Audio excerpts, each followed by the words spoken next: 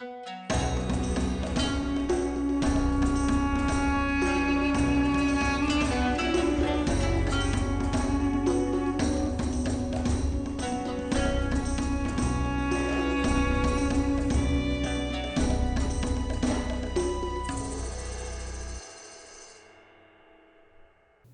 ad break time. I'm proud to announce that the Beyond Solitaire podcast is sponsored by Central Michigan University's Center for Learning Through Games and Simulations. Right now, they have a fun new project on the way. The Cracked Mirror, a downloadable expansion for 500-Year-Old Vampire, turns the game into an epistolary experience for 1 to 2 players. The expansion will be available for free in 2026, but you can get it now for a small donation. And trust me, every donation helps CLGS as they continue their mission of producing peer-reviewed games in the academic space. It is pioneering work that no one else is doing yet. Also, if you want to help me keep the lights on over here on the podcast, you can support me at patreon.com/BeyondSolitaire. For now, though, let's get on with the show. Hey, gamers, this is Liz Davis from Beyond Solitaire, and today I have 2 very special guests. I have repeat guest David Thompson. I have new guest Carlos Ureta. And what is very funny is that even though David and I have never met Carlos before, he's very important to us because he did all the illustrations for Queen of Spies. So how are you doing, Carlos? Hi, how are you? So We're great. We're very happy to see you. So, Carlos, how did you end up working on the Queen of Spies project? Well, I have worked with Salt and Pepper before. I've been working with Meeple Foundry for several years. Before pandemic. And we have done some jobs for Salt and Pepper, some projects like Operation Barkley, Take a Seat. Those were illustration. We also worked of illustration, but we also did some graphic design for David maybe doesn't know, but Witchcraft and Resist. Yep.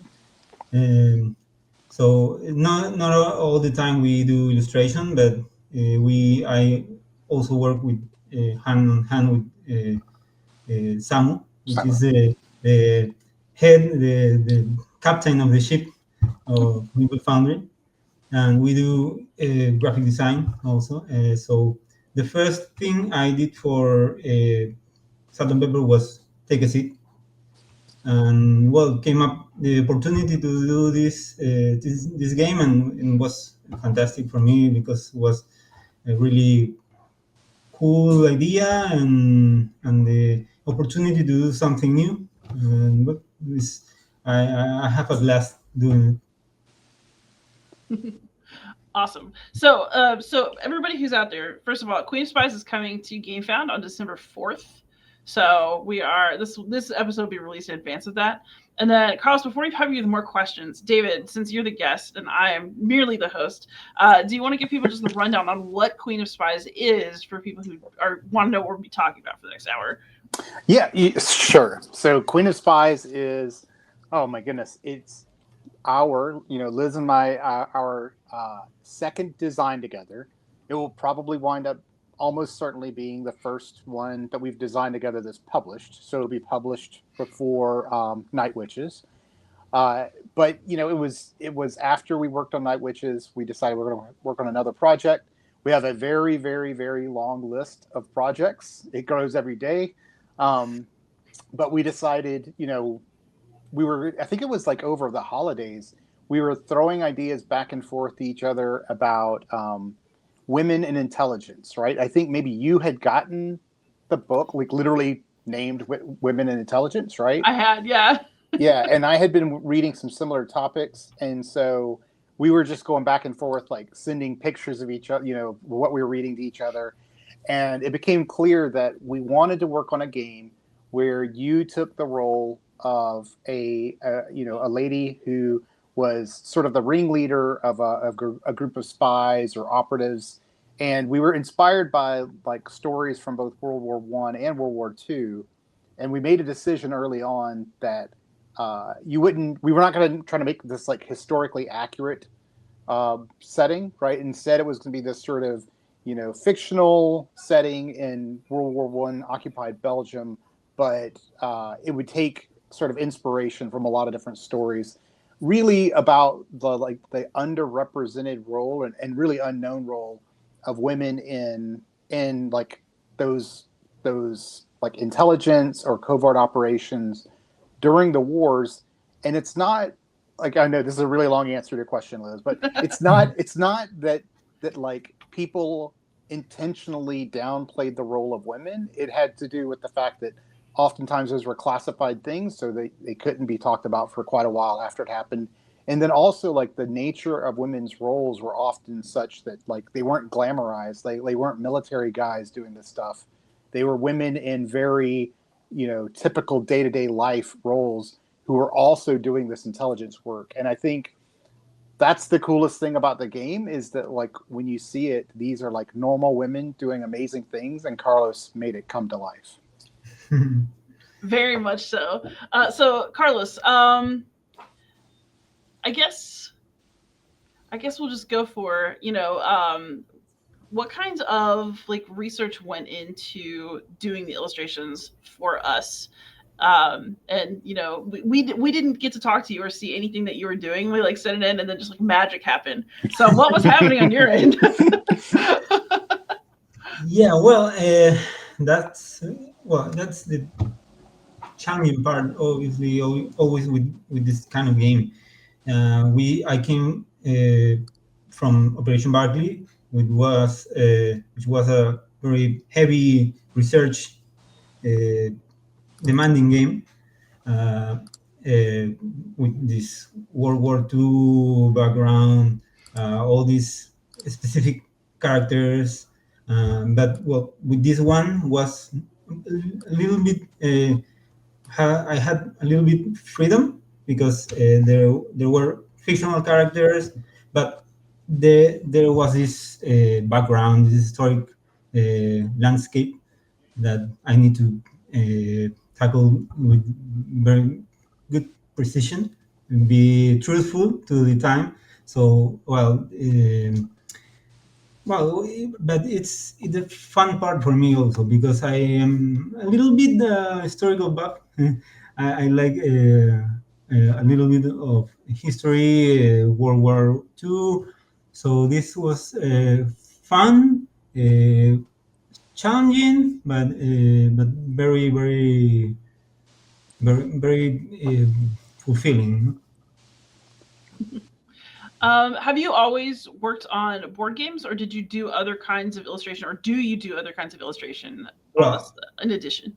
Yeah, well, the board gaming path was very fun, and like it's well, I was a gamer before, so it was really amazing to get into this world.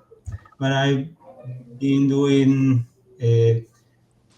I work in an advertising agency. I've done some 2D animation, motion graphics, illustration for editorials, a lot of things, but all those things attached to the art and graphic design and illustration.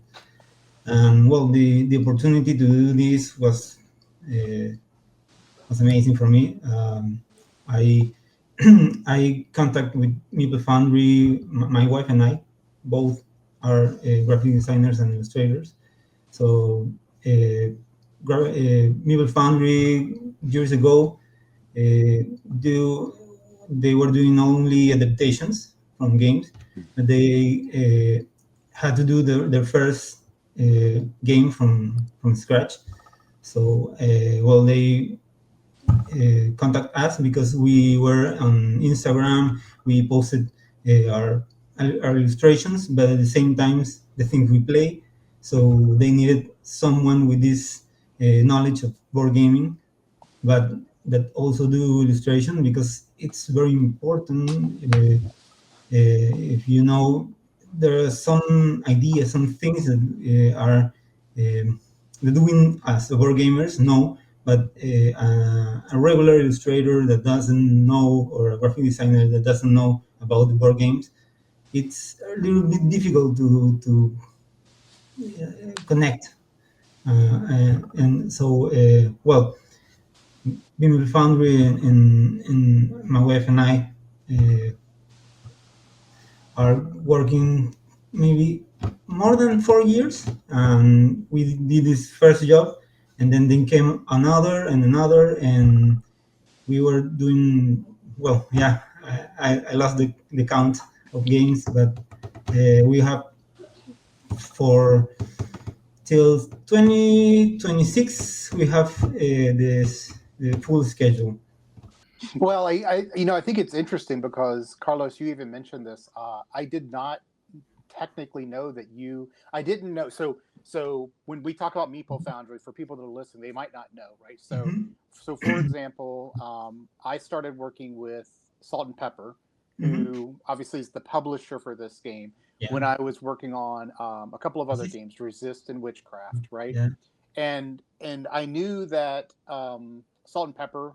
I met with Samu and Deanna from Uh-huh. um, Yeah. from Meeple Meeple. Foundry, Uh-huh. and I knew that obviously they were working on it, but it wasn't super clear to me who within Meeple Foundry was doing what on each of those projects. And Mhm. so, I did not know that you had already worked on those. So that's awesome. That's really cool. Mhm. I guess people might be interested to know they're listening. Like, can you kind of talk about like who Meeple Foundry kind of is as a company and how you all decide like, Meeple Foundry is going to take on this project, but is it you or your wife or how Yeah. do you decide that? Well, it's a team.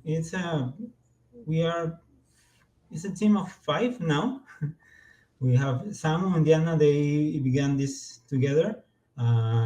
Then my wife Andrea and I entered the team for illustration and some graphic design. But now there is David who does 3D, the modeling, 3D modeling.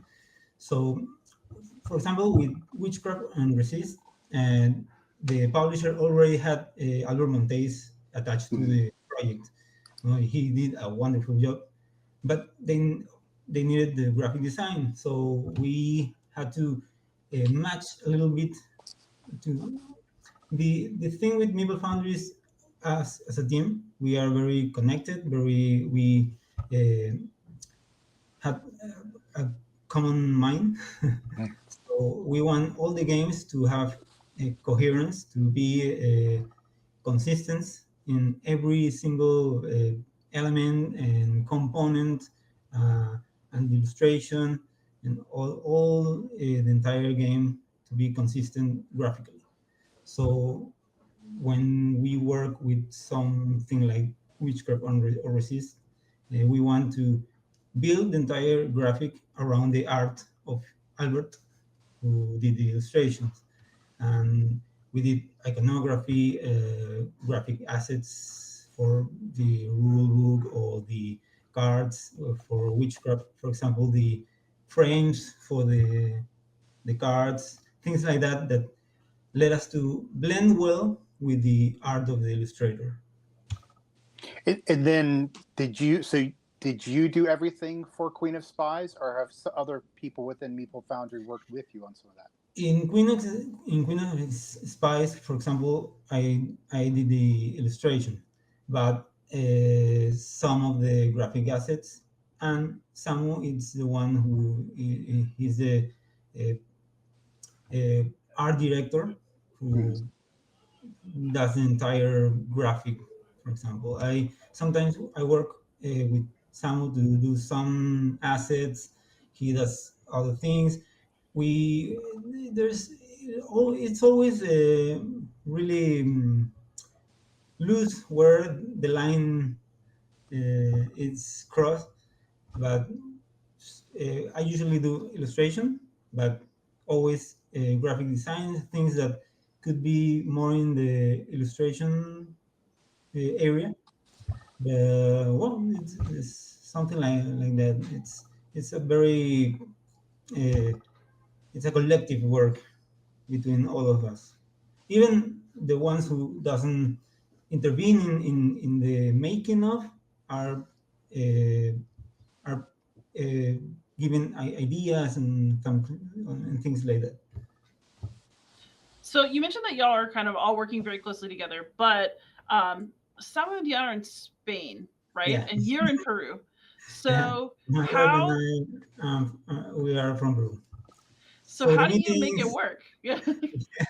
yeah, the time, it's well, it's funny because we managed to meet together and like this at certain points we take time to when for example I met with Samu just in the morning and was the afternoon for him.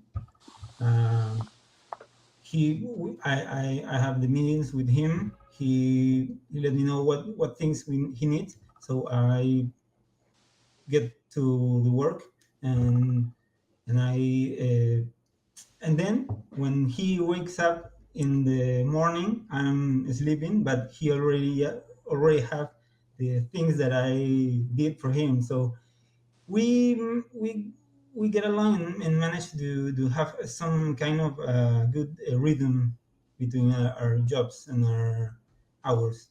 Yeah. Yeah, you and I are in the same time zone, I think. And so Yeah. yeah, I know all about the morning meeting that somebody else's lunchtime. Yeah. Yeah. Sometimes I'm working at the 2 a.m. and someone is getting up and asking me why I'm still awake.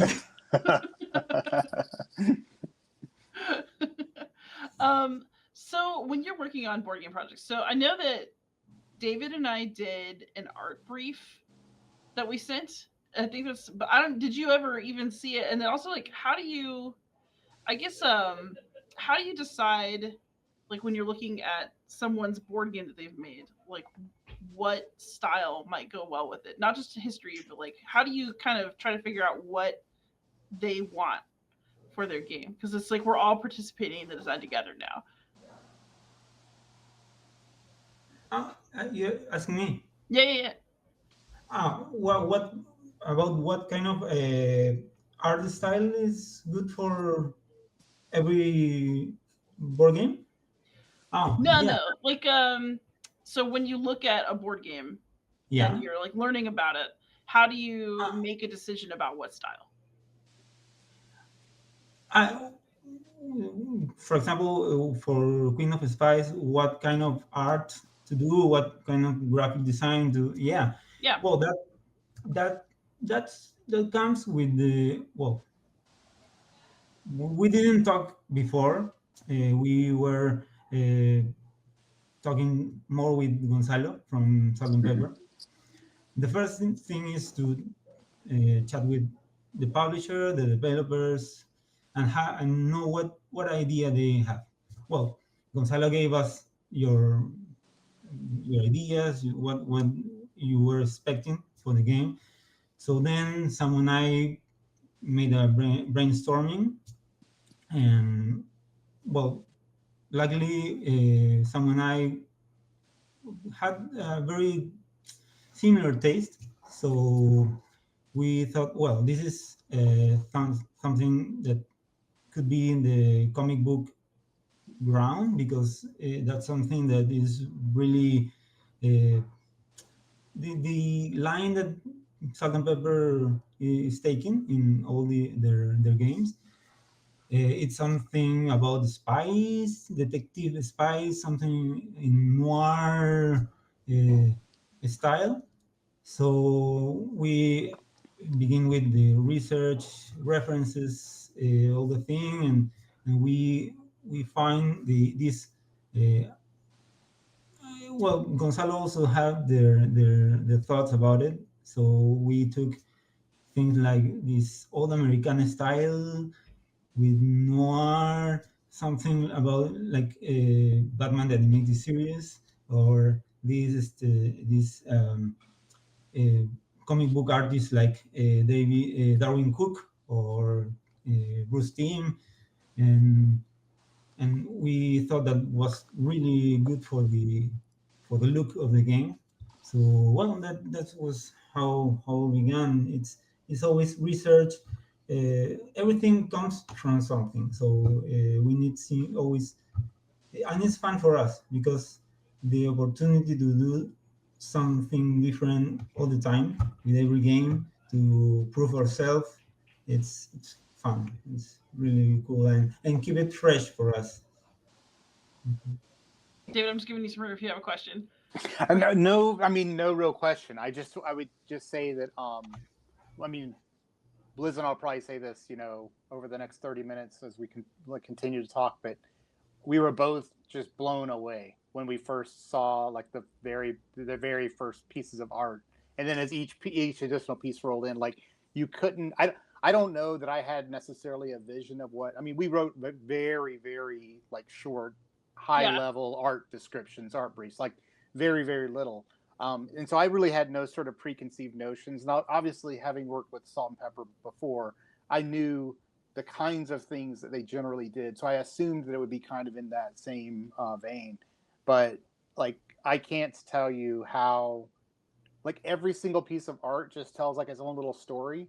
And I think every piece of art, like, and I think the art in general does such an amazing job of walking the line of, as you say, it's kind of like a little bit like a pulp comic book style, but it's never silly. Like it takes the topic seriously, but it's also like accessible, and it's really amazing. Yeah, it's fantastic. Yeah, that's our goal. It's to make it, like you said, approachable, but with kind of a little grain of reality, Yeah, be a little bit grounded. right. Yeah, I want to know the story of these mostly, not all, but mostly women. We threw a couple of token guys in there, but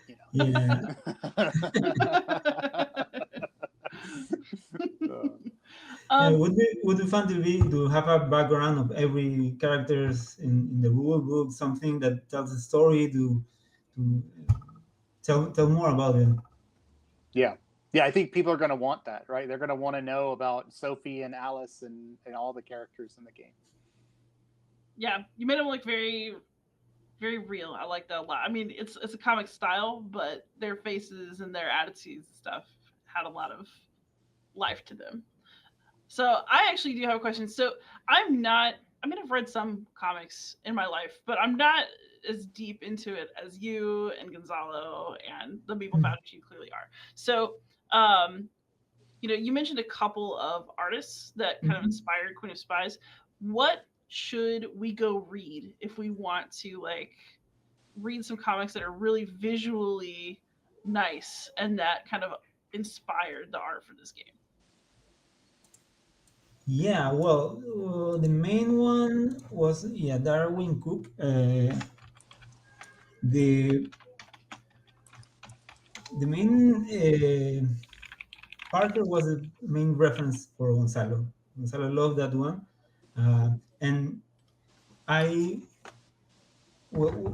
he talked about Parker, Darwin Cook, and then went to my bookshelf and find that. Nice.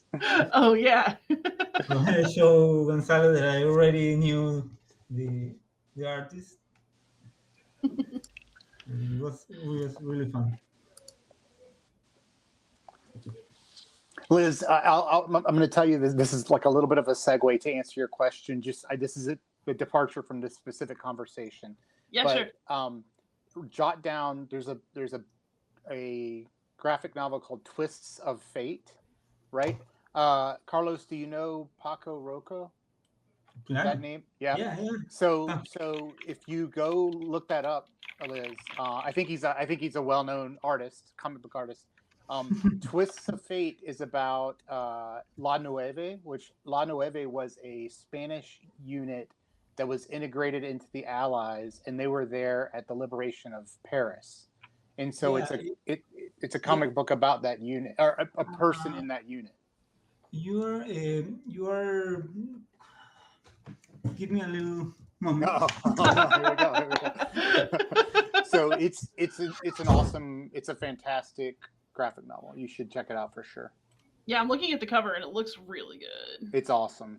Everything about it's awesome. It's really well, even the way the story is crafted. It is the artist himself. The artist is the right. I think he's like the total creator. He's going and like interviewing the person that was in the unit. Oh man, Carlos came back with the goods here. Yeah. Oh, there we go. There we go. Yes. Beautiful. That's awesome. Yeah, he was my main reference for Operation Barkley. Of course, yeah, that makes total sense. Everybody will see Operation Barkley and says that looks like Tintin, but and has something about it. But my main reference was Paco Roca. Yeah, yep, that's great. That's great. See, I didn't diverge too much. No, you're actually spot on. But like, since you're a professional artist, you also read a lot of comics. Obviously, people in the United States know things like Marvel or DC, and there are people who are like really in. But so Parker is clearly something that I should read. Yeah, that's Spies has a very similar look, like Queen of Spies. Yeah. Just in general, even if it doesn't look like Queen of Spies, what are some comics or graphic novels that you think are really beautiful that people should go and have a look at? I'll take a book break if I can get it. The thing with graphic novels for me is, I like very much the historical, biographical, some things that maybe some usually don't see like beautiful. There are classics like Mouse or Persepolis. Yeah, I love those. Those are my favorite. And maybe they are not seen as beautiful artworks, but I'm very more fan of story, the developing of a character. But I'm also a fan of comic books of Marvel, or that. But maybe I'm more into the graphic novel series, or for example, one of the most beautiful, really cool stories are Black Sat. I don't know if you know Black Sat. It's a Spanish comic with animals. It's a detective, but all the characters are animals. The detective is a cat. Look at it. It's really cool. It's the author is Gornido. Gornido is the name. Black Sat. That's one of my favorite, and it's beautiful. The art of that comic. So you mentioned that you really like the way that comics can tell stories, but of course, like in a board game, you don't have that kind of space to do it. So how do you think about doing art for board games that's going to get as much story in there as possible when you can't do a panel by panel story? Yeah, you managed to put some Easter eggs, some details that has some value to you, and you expect someone notice also. But it's the fun part. I don't know. I know that some people are not going to understand and see those things, but for me, they are there. And for example, with Queen of Spy, I try to, as you said, David, try to create the story. Every illustration has some energy of telling, has an energy of telling a story, or of telling something that is behind. For example, with Operation Barkley, was something similar, because when I did the illustrations, I have the assignment to do, for example, for this card, it's so and so character, and I had to research about that character, know their story, what he did, which other characters were linked to him, so I could build an entire scene and not just put the character in a generic background, and build a scene around that character, and tell something that was happening in that moment. And I put some Easter eggs and things that were valuable to me. So that's a good way to do it, to tell a story visually, not maybe with text, but with images.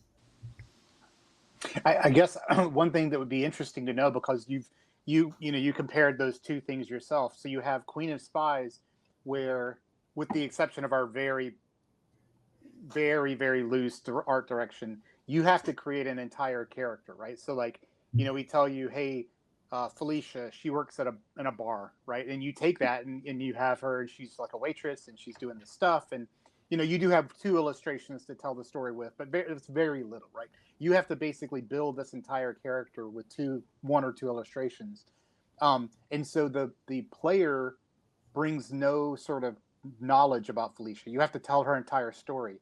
But then you have a game like Operation Barkley, where if a person comes into the game and they know these people, they're going to see your illustrations, but they're also going to bring that knowledge in. So do you find one is easier or more challenging to create? Or is it easier to have a starting place or to start whole cloth? Yeah, it depends, but yeah, it's difficult to do something maybe like Barkley, because it's a person that the expert know. People who would buy that game, maybe it's because they know about this operation, they know about history, they like this thing and know a little bit of that, or maybe a lot. So it's it's a pressure to do something, and that it's going to be tested at that in that matter. With Queen of Spy, well, was more there was more freedom, and it was fun because you said this thing about the super illustrations that together tell a story, because the fun thing, the exciting thing about this is that you could do a character in one illustration. It's his regular job. Maybe it's someone who's bored about his job, something that we set like a mood in that moment, and the when you flip that card, he's an entire different person, which is the idea of these spies. Yeah, that's great. That is great. So you like to do you're inspired by history. You're a history buff. What is your favorite historical period to draw, and also what's one that you have not done but you would like to? Oh, well, maybe World War II. My dream was doing Operation Barkley, because when Samu came to me and like just having a chat, he told me, "What would you like to do next?" And so I told him, "Well, I was very big fan of Paco Roca, and he does some historical theme in his graphic novels, and I like that idea, and I already like the World War II history." So I said, well, something about war game, something from World War II, and well, he didn't know that I like that, so he told me, "Oh, yeah, it's fine." Then he spoke with Gonzalo, and Gonzalo told him, "Yeah, I have something that I want to do," and that was the beginning of that, and was great. But I'm also I also like all popular culture and sci-fi and all those things. So I would like to do something fictional, like sci-fi or dystopia, or maybe in that area. That's awesome. That's great. I would like to So- see. I would just real quick. I would like to see that. I would like to see your take on dystopian or sci-fi. That'd be awesome. But maybe a Victorian game would be fun also. I like also that there. I'm fan of Downton Abbey. would be would be awesome. I'm also fond of Downton Abbey, so I would love to see that.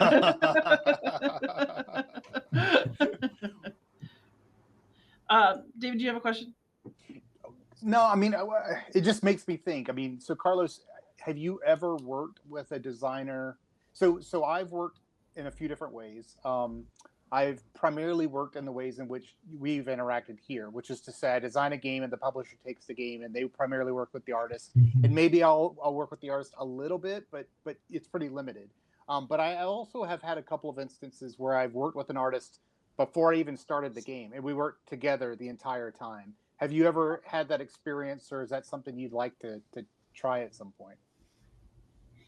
Yeah, I have done it here mostly when I work with Meeple Foundry.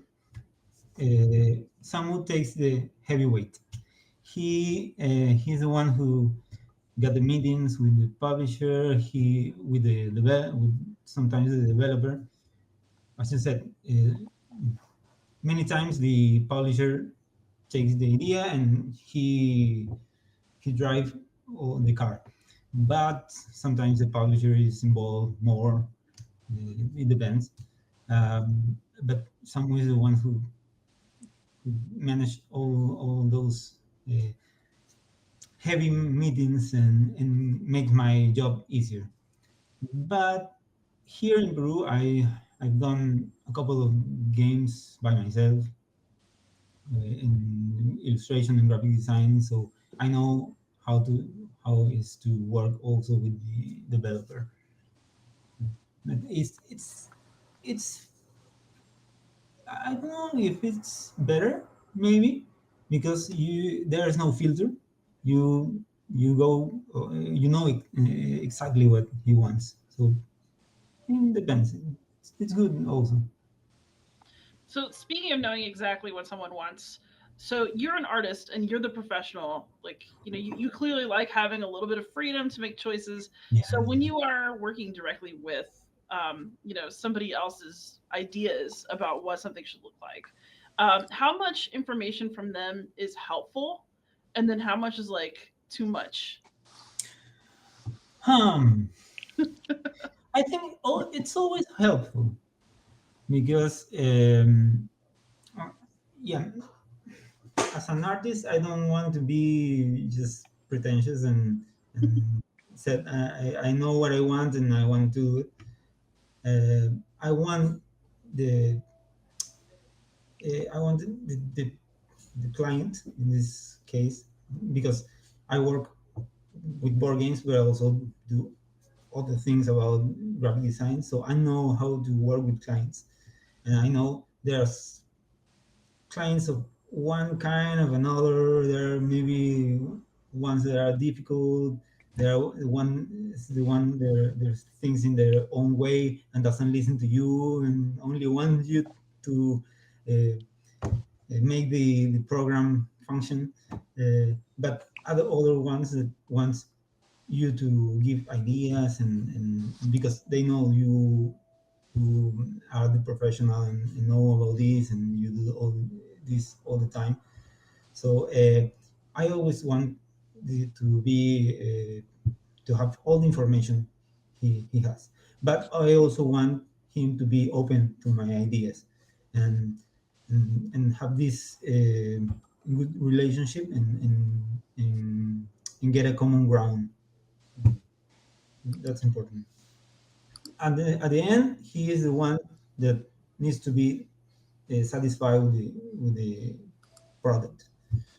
That's what makes me happier than anything. So when you are doing illustration for a game, How much do you need to play the game to be able to do the job well? Yeah. Well, also depends because the thing that helps always is reading the rulebook. I read the rulebook for Queen of Spies. I need to understand the mechanics. Uh, Sometimes for a big game, there's not always the moment, a good moment to do it. But again, someone is the ones who do the heavy lifting.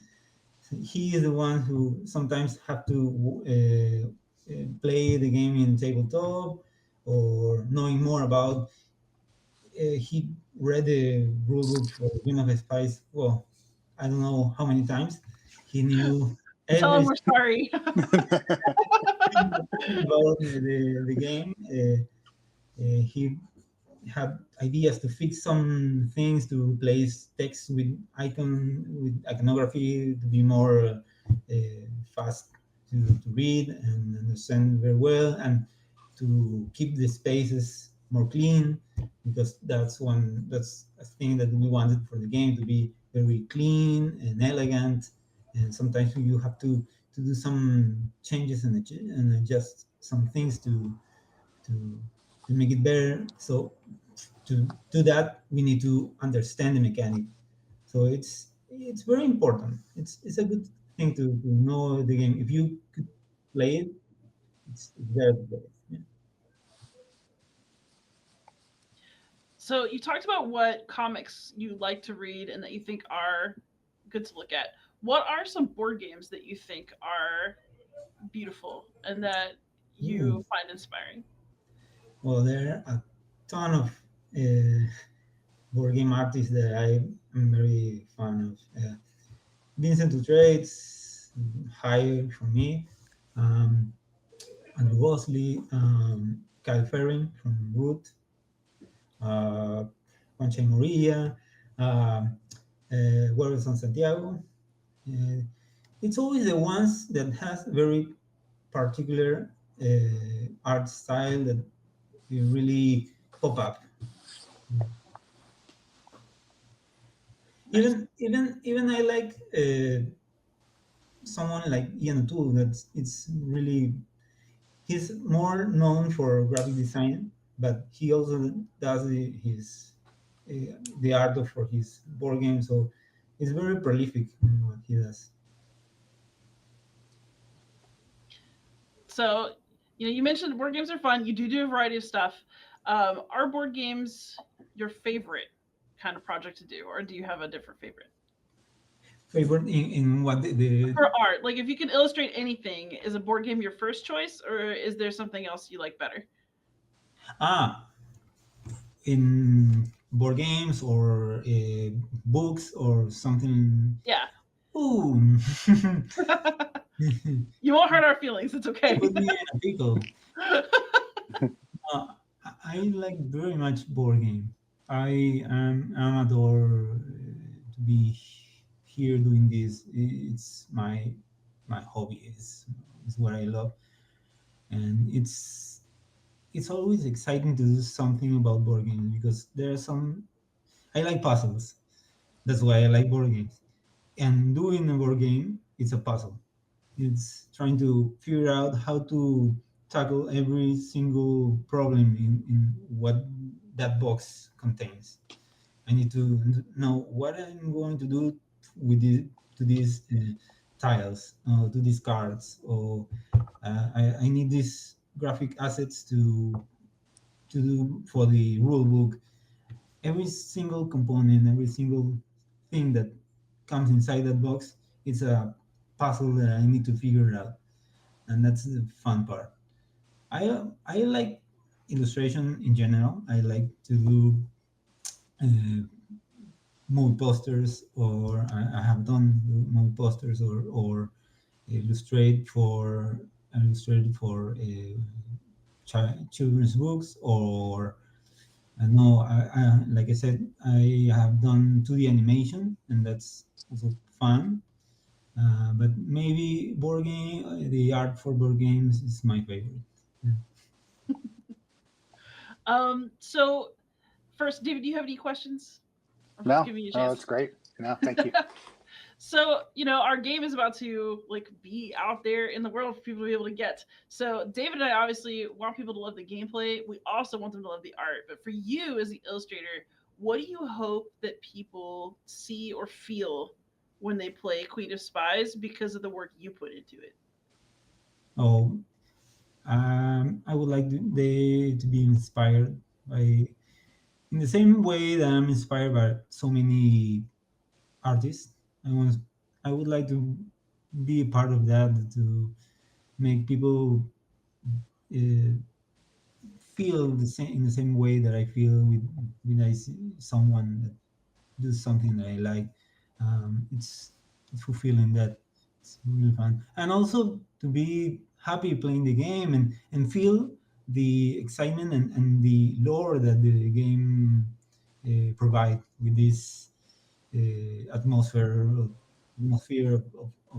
noir and comic book and this also, but also for the idea that has behind all these women that come and do all these things.